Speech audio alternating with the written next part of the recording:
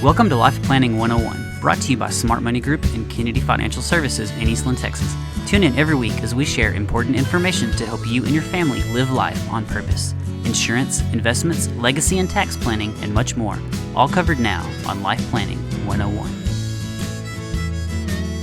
Welcome into Life Planning 101. My name is Angela Robinson with Smart Money Group and Kennedy Financial Services out of the thriving metropolis of Eastland, Texas, and Three Forks, Montana. And we have a special guest this week. This is a gentleman I have known, close to 15 years now. And I tell you what, the way he thinks, the way he literally believes about the industry being all education falls right in line with what we do every week right here on Life Planning 101, which is to help inform you, empower you, so that you can make wise decisions about your future. And he does the same thing. He's been doing this for over 40 years. So yes, he has a few years on me.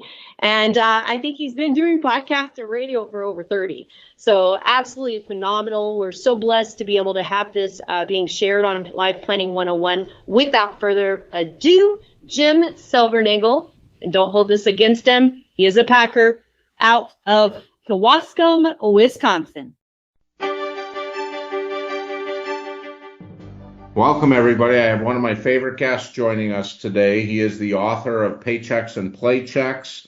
Don't Worry, Retire Happy. He's spoken all around the country to advisors, to the general public. I think he's also been even outside the country. He's been on PBS. He's been on Fox News. He's all over the place. And he's, I think, one of the nation's most foremost educators on how to retire well. And I'm always a big believer, begin with the end in mind. And most recently, Tom Hegna has published a book and did a series on Who Wants to Be a Millionaire.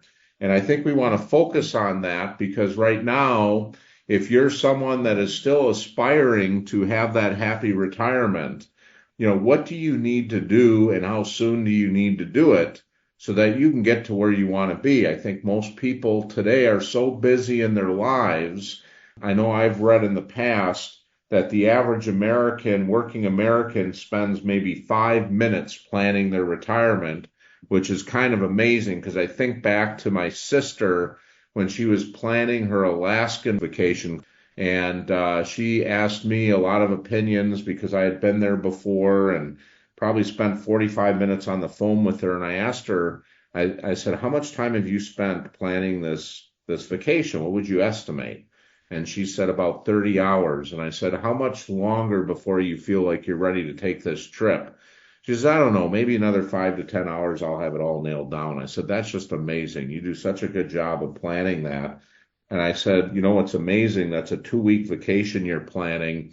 And you've got a 30-week vacation called retirement, and I can't get you to sit down for 5 minutes. That's right. And you could have heard a pin drop. So, and I think a lot of Americans are in that situation, and it's maybe not that they don't want to plan for retirement. They don't even know where to start. So, Tom, maybe we'll start out by talking because you had a lot of focus in all your early speaking engagements and the stuff you did with PBS was all focusing on people that were in or near retirement. And I know you came out with this book to speak to younger people. And I know when I look at my profession, I'm almost embarrassed by it because everybody I listen to the ads. If you've got $1 million or more, call us. Otherwise, go pound sand.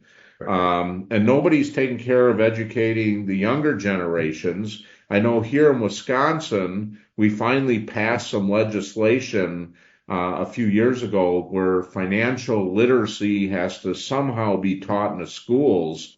But right now, I think it's fallen way short of where it needs to, but at least it's a step in the right direction.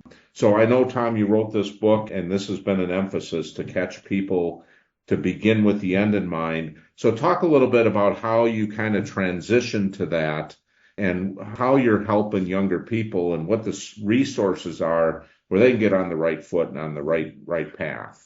Yeah. Well, thanks, Jim, for having me. And as you said, I've spent my entire career, 30 years, working with baby boomers, helping them retire the optimal way. But you know what? I've seen a lot of things over the years, and a lot of the baby boomers are concerned about their kids, that their kids aren't going to do as well as they did. You know, I've got 4 kids. And so I decided to write, Tom Hegna's Who Wants to Be a Millionaire to show young people how to become wealthy in America today. So the way this whole thing started, Jim, is I got called by a couple companies and they wanted me to build a presentation on financial wellness. That's kind of the buzzword out there. Well, as I started doing my research, I was shocked to see how much financial wellness is tied to physical wellness, emotional wellness, mental wellness, spiritual wellness. They're all tied together. And when you think about it, people who are financially fit tend to be physically fit, mentally fit, emotionally fit, and people who are a mess with their finances have messes in their life. And so I didn't realize how close everything was tied together. But the number one thing that I think is most important for young people to become wealthy is they've got to believe they can. To achieve something, you have to believe you can do it. And if you don't believe it's possible, you'll never get it done. And so what I did, and Jim, I'm going back 40 years when I was a life insurance agent for MetLife, okay? And I'd go to one of my kids' ball games or I'd be at a party and somebody would say, so Tom, what do you do? Some people say, oh, I'm a life insurance agent or I'm a financial advisor, financial professional. I didn't say that. I said, I help people become millionaires. You got to remember, this was before ETFs were even in existence. I couldn't illustrate mutual funds. I couldn't illustrate annuities. There was one product I could print out, and that was life insurance. So what I would do is I would solve for $1 million of cash value at that person's age 65. And for example, for a 25-year-old female, she would have to put away about $7,700 a year for 40 years, and then she'll have $1 million at age 65. Well, now I don't think everybody should put all their money in life insurance, but it was the one thing that I could illustrate. And here's what I found.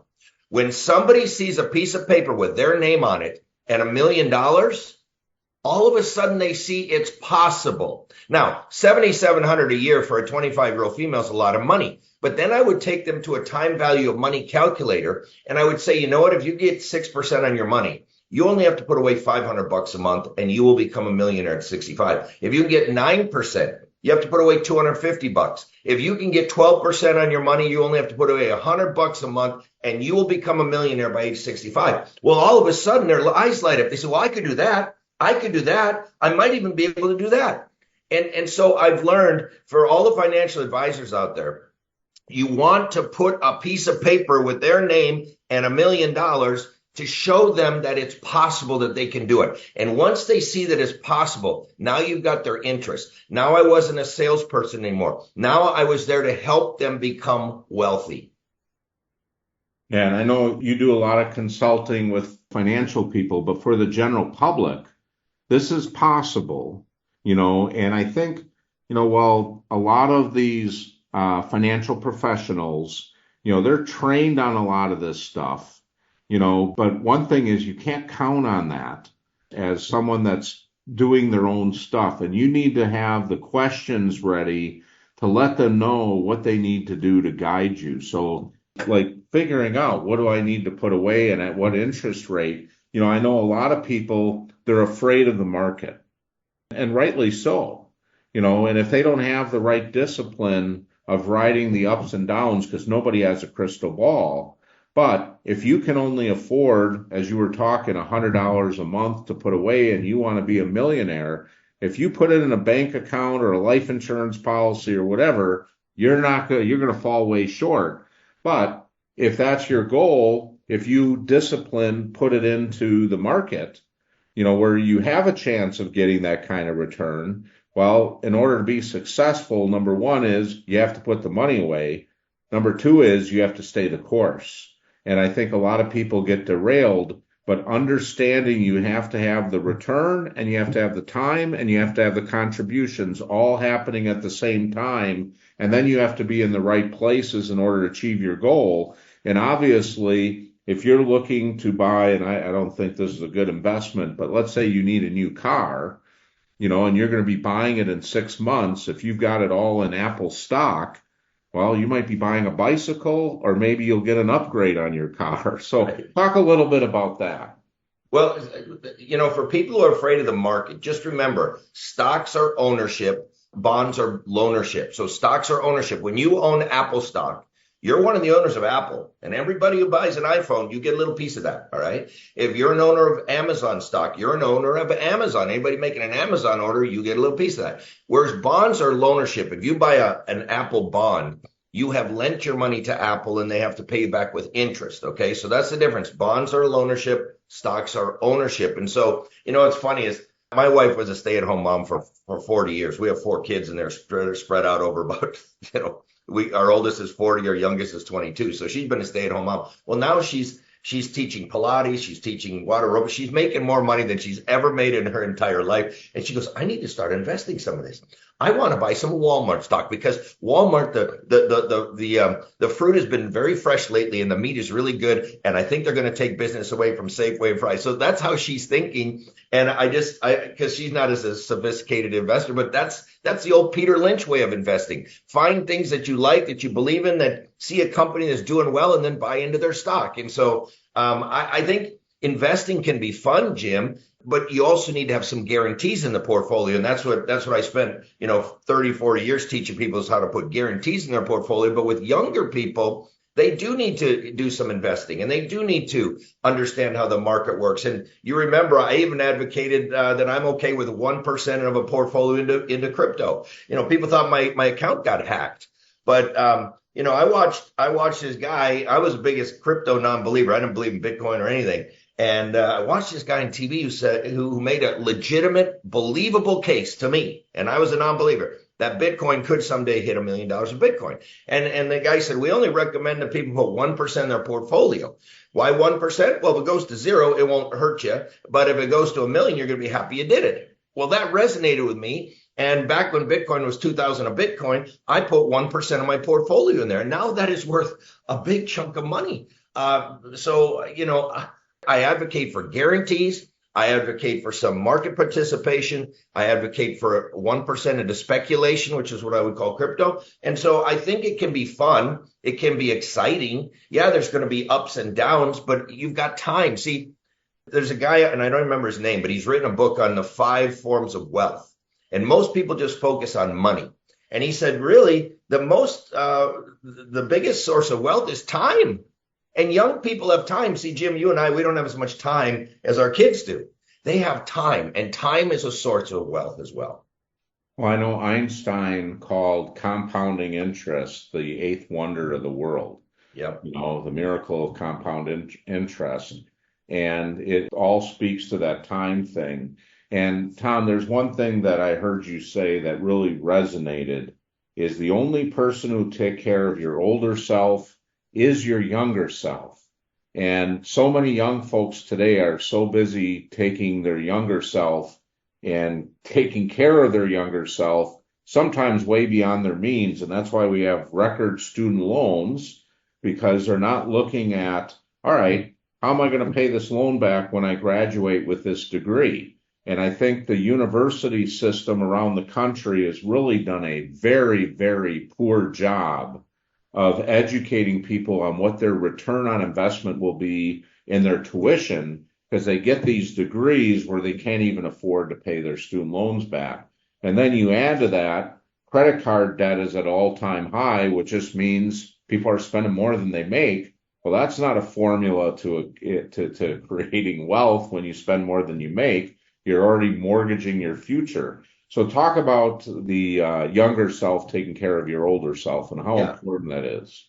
I'm just so proud of my younger self that took care of my older self. And people who think that retirement's boring, it's not. It's the funnest time of your entire life. I'm having a blast. But let's talk a little bit about how to really build wealth, okay? And not look like you're wealthy, but actually become wealthy.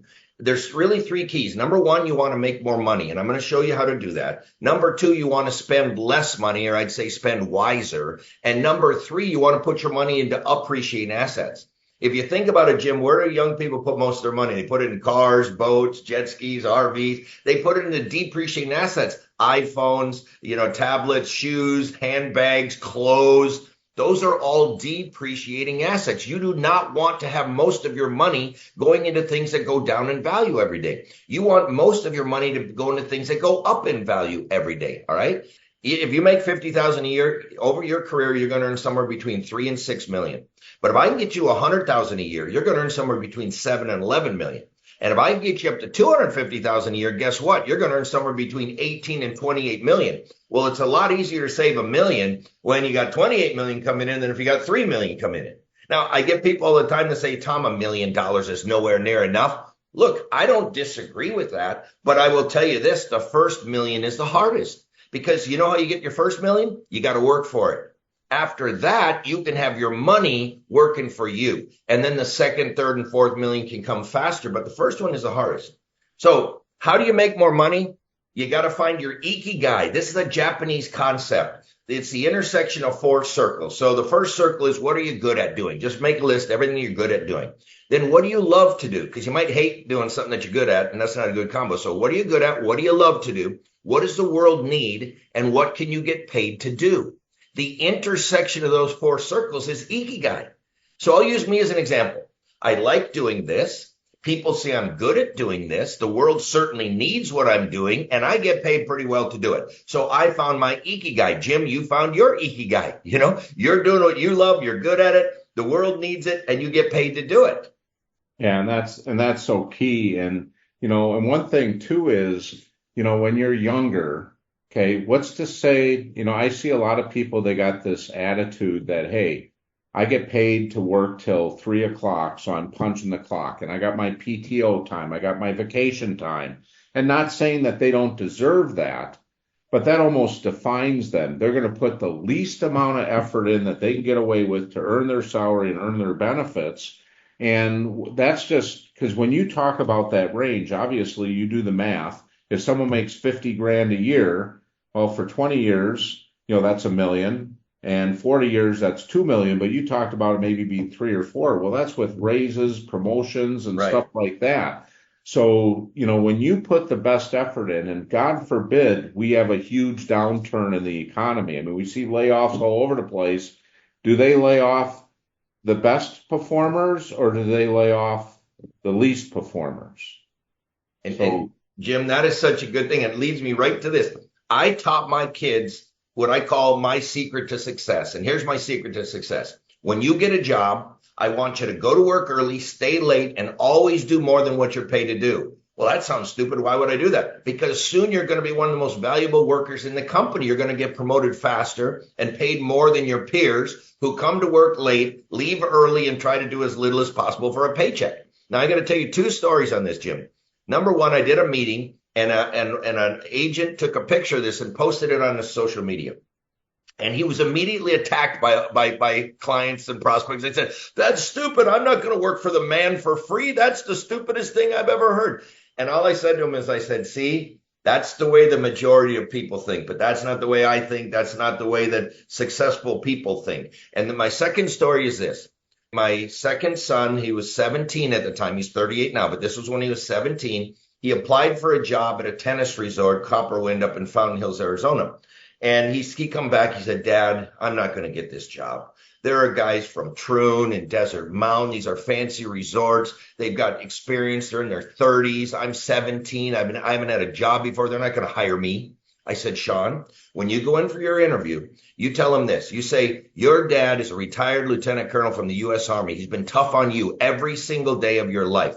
And that if you hire me, I'm going to come to work early. I'm going to stay late, and I'm always going to do more than what you pay to do. And you know what happened? The interviewer closed up his book. He said, Sean, I got one question for you. When can you start? And I mean, think about it, Jim. If you were interviewing employees, you hire employees. What if somebody came in and told you that they were going to come to work early, stay late, and always do more than what you pay to do? Would you think you'd hire them? Well, it's interesting. When I do job interviews, I think back, I used to teach a class for junior achievement. And with the kids, one of the exercises we went through is the teacher pretended to be a, interviewee. I was the interviewer. And the job of the teacher was to act as terrible as she possibly could in the interview. So what she did is she untucked her shirt, came in, sat down, sloughed back, chewing gum. And she comes down for the interview and says, well, first of all, I want to start with how much am I going to get paid? And I need this much vacation time. And what about personal days off? How does that work? And I go through all that, and she says, well, okay, I'll take the job. You know? So then we ask the students to identify what was wrong in that interview. Now, what's almost unbelievable is I did have a real interview at my office later that afternoon. And that person literally came in. Now, the shirt was tucked in, but was chewing gum and asked all those same questions. I mean, and the thing is, how do you make yourself valuable to the company? You know, people think companies print money and that everything's deductible, so it's like it's all free. Well, deductible just means you don't have to pay tax on that money. You still have to pay for the item. Right. And so the thing is putting your best foot forward is always going to give you good opportunities. And I know I look at some past employees where they moved on, and as an employer, you know, I gave them an endorsement, and that's worth a ton. I mean, can you imagine? I mean, and now with all the rules, you can't talk bad about anybody or whatever. But we know when someone calls asking about a person, well, they no longer work here anymore. But were they a good worker? Well, they no longer work here anymore. Now, I won't say anything bad about them, but I won't say anything good either. But I can say as much good things as I feel comfortable saying. That never gets me in trouble as an employer. But planting those seeds, you can never go wrong. You know, and then back, you were talking about ownership versus loanership. You know, I look at some of my most, you know, well-off employees that retired. You know, I think of one that just came in recently.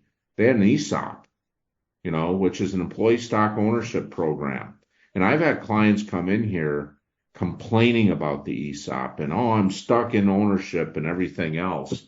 And he said to me as we were doing the planning, you know, he said, you know what? I'd still be working if I didn't have that ESOP because the returns he got on it was phenomenal. And right. The thing is, being an owner of the company, he was willing to do whatever it took to make that stock worth something. But it's all in that mindset that if people just took a step back, and what's important is that you're working with qualified professionals that can help guide you. And if you're not sure about something, yeah, not every company is, you know, the best company out there for workers or whatever. But if you do a really good job, you can discover really soon whether that company is in alignment with you and you're in alignment with that company. If it doesn't work, there's many fine companies that are looking for people. Yeah, and you know, one of the things you were talking about is being good at what you do. You know, even Abraham Lincoln said, whatever you are, be a good one. If you're a plumber, be the best plumber in the county. If you're a truck driver, have the best accident-free record in your company. You know, when I was in the Army, I used to bring my soldiers together and say, guys, it's fun to be good. We got this mission. Let's do it well. Nobody wants to be bad at what they do. You want to be good. And have you noticed, Jim, that the people who are the best at what they do tend to get paid more than the people who suck, and they don't get laid off as easy? I mean, these are just, then there's another thing I say there are riches in niches. Find your niche. It will make you rich. See, you don't have to be everything to everybody, but you need to be the person to a you know, group of people. Like my niche is retirement income. Yes, I talk about other things. I talk about life insurance. I talk about annuities. I talk about long-term care. But my niche is retirement income.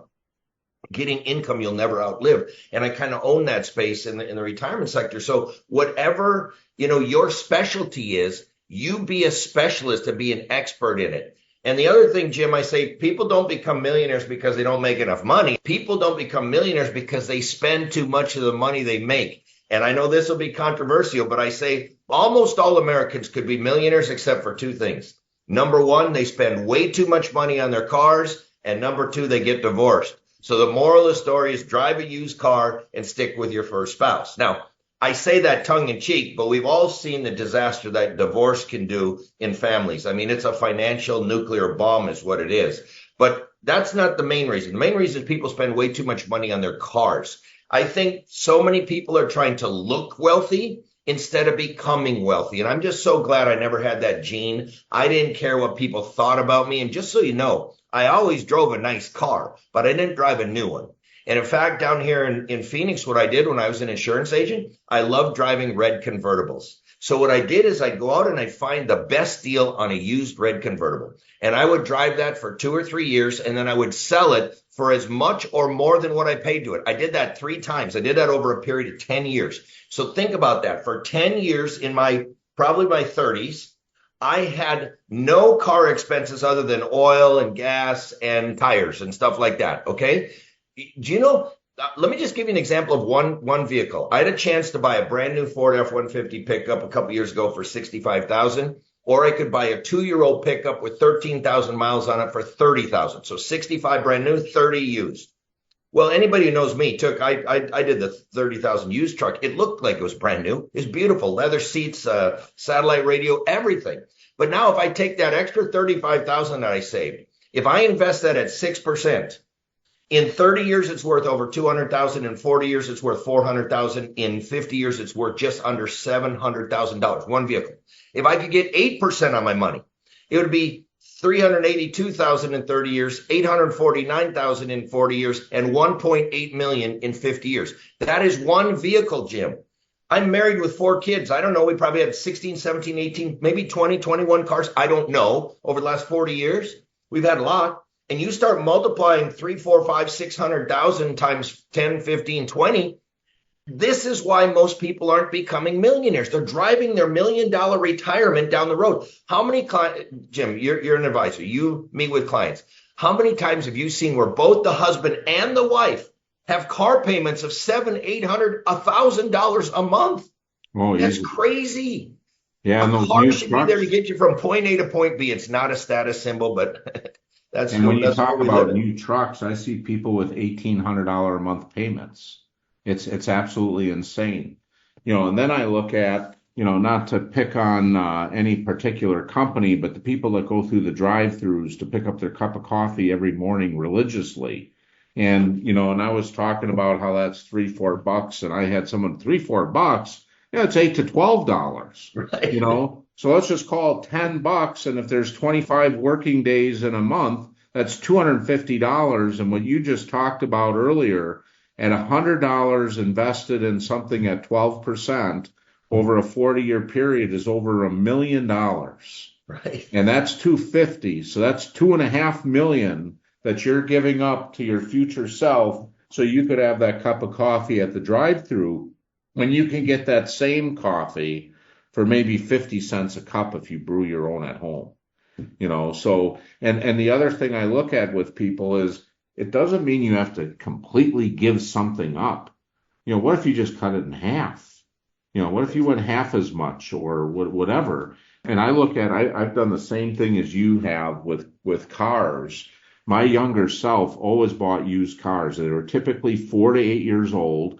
I think of one like you talked about. I unfortunately got in a car accident where it was totaled out. I paid $5,000 for a Grand Marquis. I forget what year it was. I think 95.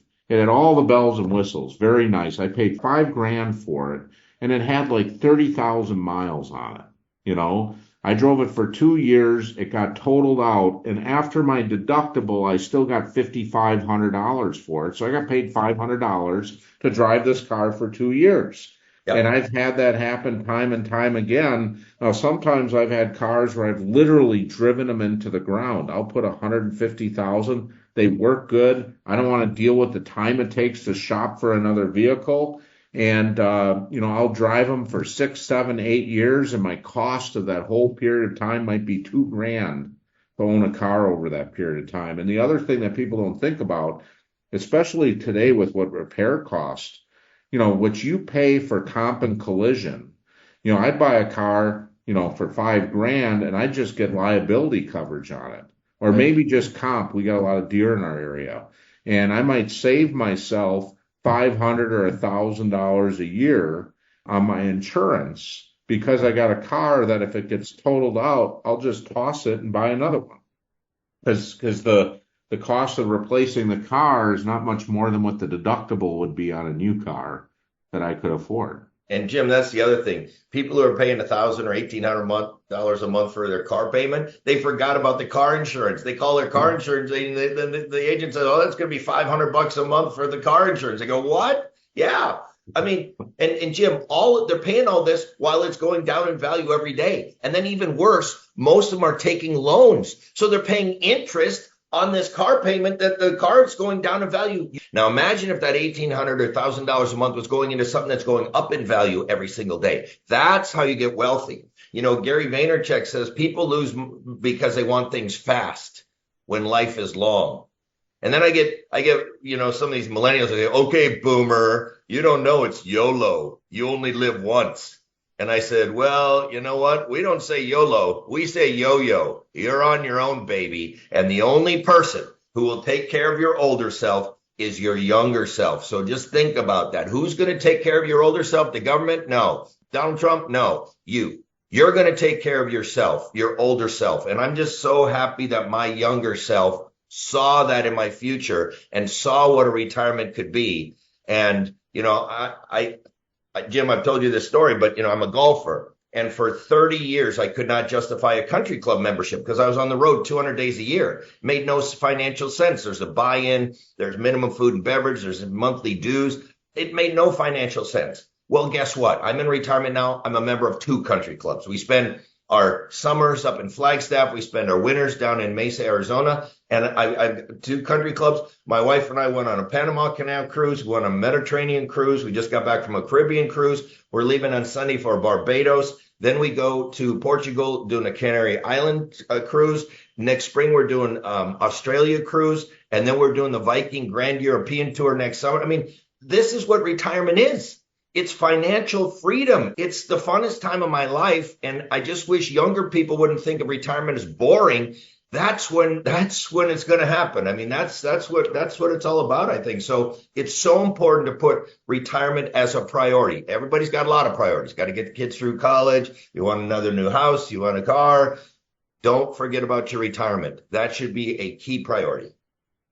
So to wrap up, I think what we're going to do, Tom, is I'm going to make available anybody who wants to reach out. We'll have your Who Wants to Be a Millionaire book available. And you've got a lot of great pointers in there. I know one thing that we've just recently been contacting our clients on that I saw as revolutionary is an app called Currents. And the thing that it does is it helps change the mindset. Like, I got a bonus, I got a raise, we'll just spend more.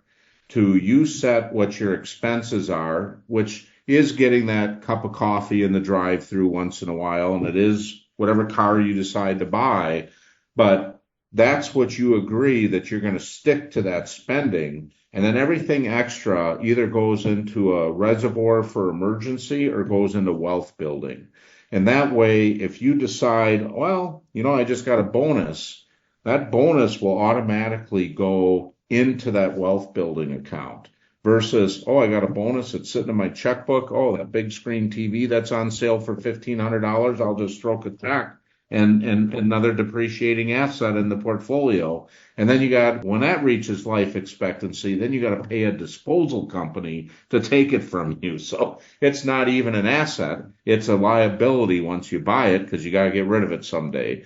But at any rate, having a tool like that. And the other thing, I'm a big believer in my profession because I think most people just can't do it on their own. They need an accountability coach. And I'm more of an accountability coach than I am an advisor.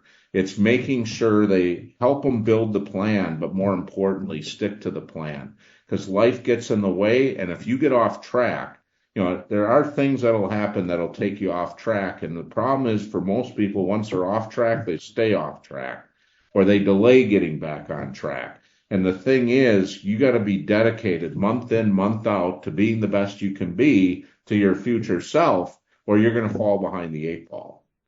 No, I agree, Jim, and you do a great job, and people in Wisconsin are so fortunate to have you there. And I know you do stuff all over all 50 states, but I know you focus mostly in Wisconsin, but they're very, very fortunate to have you, Jim, and thank you for having me today. Well, I so appreciate you taking time, Tom. I know you're in high demand and you're trying to be retired at the same time. And that's another thing, too. I hate the word retirement. Our good friend Curtis Cloak, you know, talks about refirement. Right. I know I looked up the definition of retirement, and in the area of farming, They talk about retiring a piece of machinery when it's no longer useful and you put it out to pasture. But what you just described retirement is not being put out to pasture. I think you're probably doing more than you ever did. And I know you're passionate about helping people, but you've been able to balance that with having the retirement of a lifetime. And it's all because your past self, your younger self, has taken care of you, as you mentioned so eloquently. So hopefully we've inspired some people that if they're not on track, to get on track. Those that might be discouraged and on track, to stay on track. And for those who haven't even thought about it, hopefully they take the time to get ready to start taking care of their future self. So thanks again, Tom. Thanks, Jim. Thank you for joining us for Life Planning 101, brought to you by Smart Money Group and Kennedy Financial Services. If you have questions, you can email them to lifeplanning@kennedy-financial.com. Be sure to tune in next week for more Life Planning 101. The opinions expressed herein are those of the firm and are subject to change without notice. The opinions referenced are as of the date of publication and are subject to change due to changes in the market or economic conditions and may not necessarily come to pass. Any opinions, projections, or forward-looking statements expressed herein are solely those of the author, may differ from the views or opinions expressed by other areas of the firm, and are only for general informational purposes as of the date indicated. Securities offered through Calton & Associates Incorporated, a registered investment advisor, member FINRA SIPC. Investment advisory services offered through Smart Money Group LLC. Kennedy Financial Services and Smart Money Group LLC are separate entities and are not owned or controlled by Calton & Associates Incorporated.